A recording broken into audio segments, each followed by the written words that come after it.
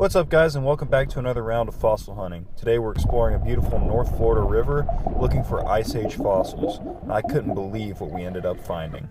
Oh my gosh, I think there's something really cool right here. I don't want to jinx it by saying what I think it is. It's buried. At the bottom of the river, I saw this little black thing sticking out of the clay. I reached down and touched it, and it felt smooth.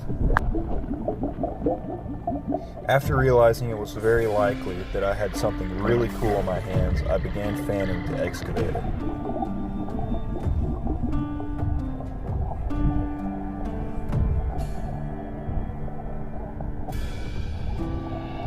At this point, I knew what I had on my hands, a nearly whole mastodon tooth. Mastodons were ancient elephants that lived during the Pleistocene.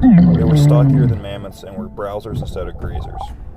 Teeth like this are very rare, especially when they're in this condition, so I had to go down and see if there's any more of it in the clay. Broken. I'll keep the rest of it cemented.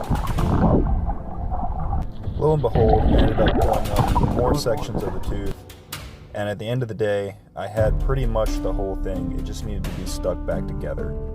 I accomplished this using JB Weld and super glue gel.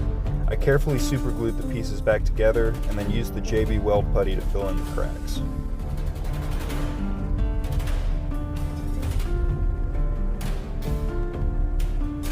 Unfortunately, we were missing one of the cusps on the chewing surface, so I had to use the JB Weld to refill in that part of the tooth. It wasn't a large part of the tooth, but I felt like it would look better as a whole if I did fill in this one spot. The most important part of this process is paying attention to detail and making sure that you get the textures right. The last step is to paint the restored material to make it look like the rest of the tooth.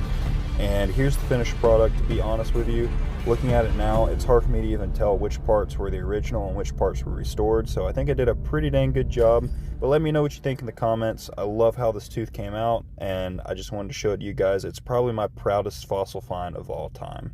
Thanks for watching.